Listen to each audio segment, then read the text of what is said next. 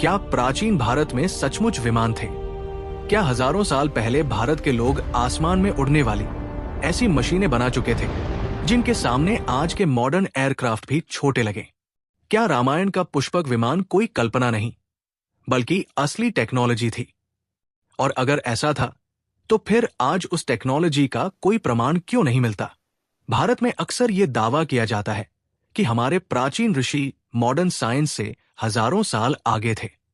कुछ लोग कहते हैं कि एंशिएंट इंडिया में plastic surgery, nuclear weapons, stem cell technology और यहां तक कि एयरप्लेन्स भी मौजूद थे। लेकिन सवाल यह है कि क्या इन दावों के पीछे सच में कोई साइंटिफिक एविडेंस है या फिर ये सिर्फ हमारी भावनाओं और गौरव से जुड़ी हुई कल्पनाएं? आज हम बात करेंगे एक ऐसी किताब की जिसे कई लोग एंशिएंट इंडियन एविएशन टेक्नोलॉजी का सबसे बड़ा प्रूफ मानते हैं। इस किताब का नाम है वैमानिक शास्त्र। लेकिन जब साइंटिस्ट ने इसकी जांच की तो जो सच्चाई सामने आई वो शायद बहुत लोगों को पसंद न आए। 20वीं सदी की शुरुआत में एक व्यक्ति थे जिनका नाम था सुब्बा आर्य शास्त्री। उन्होंने दावा किया कि उन्हें ध्यान और आध्यात्मिक शक्ति के माध्यम से प्राचीन ऋषि भारद्वाजा से ज्ञान प्राप्त हुआ।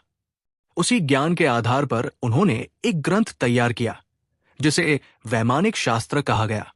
इस किताब में दावा किया गया कि प्राचीन भारत में कई प्रकार के विमान बनाए जाते थे। कुछ विमान दूसरे ग्रहों तक जा सकते थे, कुछ दुश्मनों से इनविजिबल हो सकते थे, कुछ सोलर एनर्जी से चलते थे और कुछ मर्करी इंजन यानी पारे से उड़ते थे।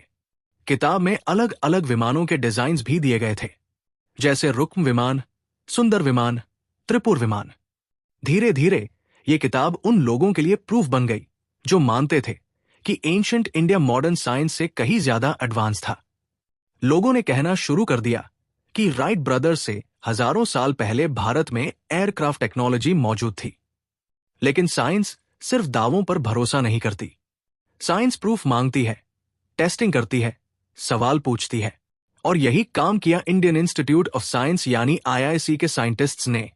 साल 1974 में आईआईसी बैंगलोर के कुछ वैज्ञानिकों ने वैमानिक शास्त्र का डीप साइंटिफिक एनालिसिस किया।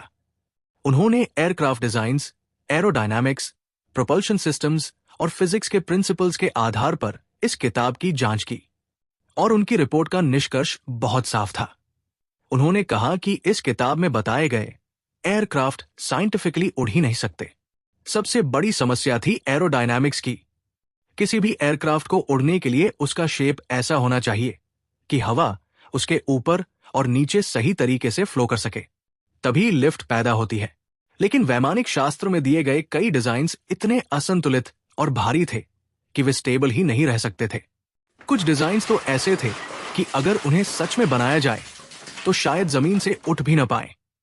हालांकि एक बात इंटरेस्टिंग है, आईआईसी के साइंटिस्ट ने माना कि इन सभी डिजाइन्स में से सिर्फ रुक्मा विमाना का कॉन्सेप्ट कुछ हद तक लॉजिकल था। उसमें ऊपर से हवा खींचकर नीचे भेजने वाले फैंस का आइडिया था जो लिफ्ट तो जनरेट कर सकता था, लेकिन प्रैक्टिकली वह भी उड़ने के लिए पर्याप्त नहीं था। तो एक में थोड़ी लॉजिक थी, बाकी सब में वो भी गायब था।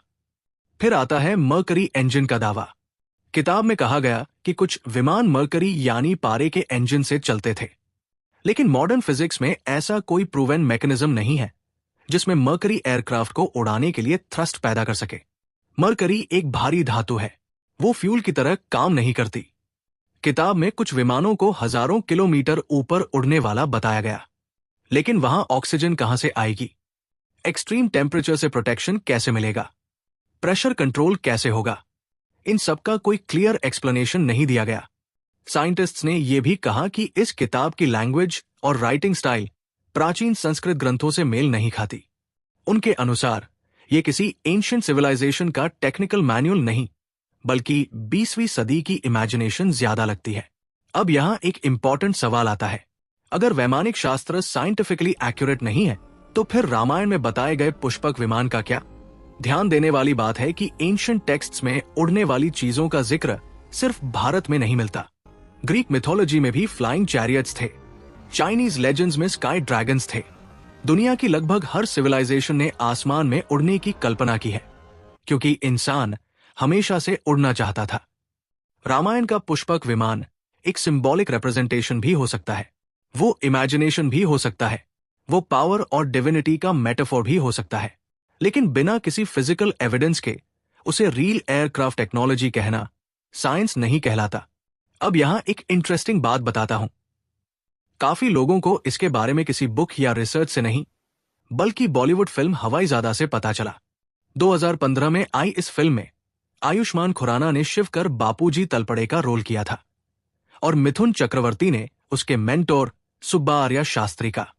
फिल्म स्टोरी थी कि तलपड़े ने 1850 में राइट ब्रदर्स से पहले इंडिया में पहला हवाई जहाज उड़ा दिया। देखने में कहानी बहुत इंस्पायरिंग और देशभक्तिपूर्ण लगती है, लेकिन प्रॉब्लम यही है, फिल्म ने एक अनवेरिफाइड क्लेम को इतना ड्रामेटिक और इमोशनल तरीके से प्रेजेंट किया कि बहुत लोग इसको हिस्ट्री समझने लगे।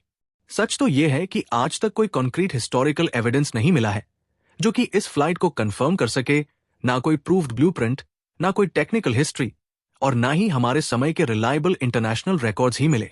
फिल्में हमें सिर्फ एंटरटेन करती है, ना कि हिस्ट्री लिखती है, इसलिए हमारे लिए दोनों में फर्क समझना बहुत जरूरी है। कई बार लोग मिथोलॉजी और साइंस के बीच की बाउंड्री को समझ नहीं पाते। मिथोलॉजी इंसान की इमेजिनेशन, कल्चर और बिलीव्स को दिखाती है, जबकि साइंस एविडेंस पर चलती है। अगर कोई चीज साइंटिफिकली सच है तो उसका प्रूफ होना चाहिए, उसका रिपीटेबल एक्सपेरिमेंट होना चाहिए, उसके प्रिंसिपल्स एक्सप्लेन किए जा सकने चाहिए। और इसका मतलब ये बिल्कुल नहीं कि एंशिएंट इंडिया महान नहीं था। भारत की असली ग्रेटनेस इमेजिनरी टेक्नोलॉजी में नहीं, बल्कि उसकी असली अचीवमेंट्स में है। हमने दुनिया को जीरो दिया, डेसिमल सिस्टम दिया, आयुर्वेदा दिया, योगा दिया, एस्ट्रोनॉमी और मैथमेटिक्स में एक्स्ट्राऑर्डिनरी योगदान दिया, और ये सब डॉक्यूमेंटेड हिस्ट्री और एविडेंस के साथ मौजूद है। लेकिन जब हम हर मिथ को साइंस साबित करने लगते हैं, तब हम अपनी असली अचीवमेंट्स की वैल्यू कम कर देते हैं। फॉल्स प्राइड हमें टेम्पररीली अच्छा महसूस करा सकती है, लेकिन सच हमेशा एविडेंस से तय होता है। हो सकता है भविष्य में नई डिस्कवरीज हो सकता है कुछ बातें आज भी अनएक्सप्लोर्ड हों, लेकिन अभी तक अवेलेबल साइंटिफिक एविडेंस यही कहता है कि वैमानिक शास्त्र मॉडर्न एविएशन टेक्नोलॉजी का ऑथेंटिक प्रूफ नहीं है। साइंस का मतलब अपनी सभ्यता को छोटा दिखाना नहीं होता। साइंस का मतलब है सच को ढूंढना, सवाल पूछना और एविडेंस जहां ले जाए वहां तक जाने की हिम्मत रखना। अगर आपको ऐसे वीडियोस पसंद है जहां मिथ्स, हिस्ट्री और साइंस को लॉजिकली और डीपली एक्सप्लोर किया जाता है, तो हमारे चैनल डेली जीके को सब्सक्राइब जरूर कीजिए। मिलते हैं अगली वीडियो में, तब तक के लिए जय हिंद, जय भारत।